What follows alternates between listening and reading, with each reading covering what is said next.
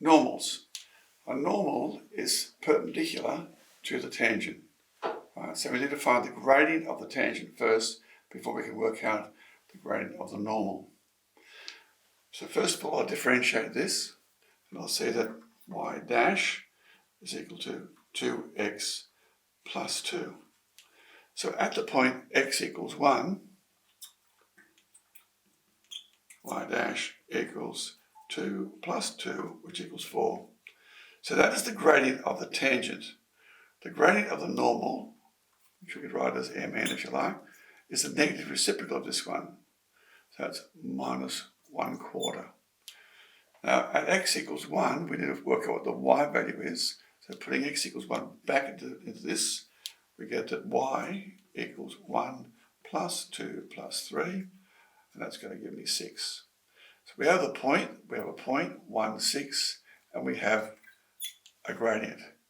So now we can say y minus 6 is equal to the gradient, which is minus 1/4, into x minus 1. Now I'll put that in the general form. I'll multiply this side by 4.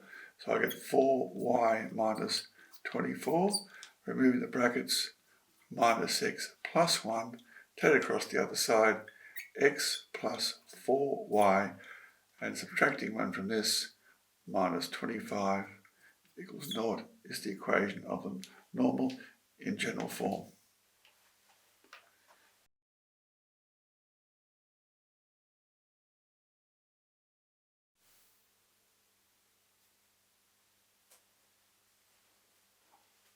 Okay, with this example, we're given that y equals the square root of 4 minus x squared.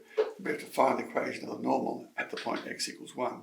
Same thing, we'll have to differentiate this, but we'll have to use the chain rule to do it. So I've got y equals 4 minus x squared to the power of half. So y dash equals a half outside of 4 minus x squared to the minus a half. Taking 1 off here. Look inside, I've got to differentiate that, be careful, the negative, so it's times minus 2x.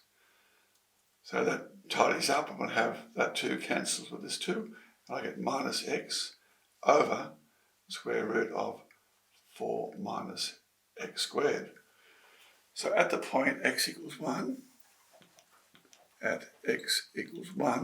we see that y dash is equal to minus 1 over the square root of, now that becomes 4 minus 1, which is 3. And that's the gradient of the tangent. That's the tangent.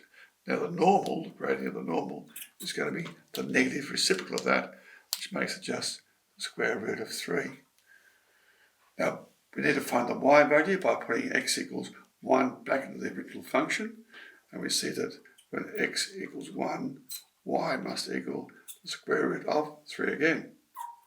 So now y minus y1, this one, is equal to the gradient, root 3, into x minus 1. So y minus root 3 equals root 3 x minus root 3. And that just becomes y equals square root of 3x.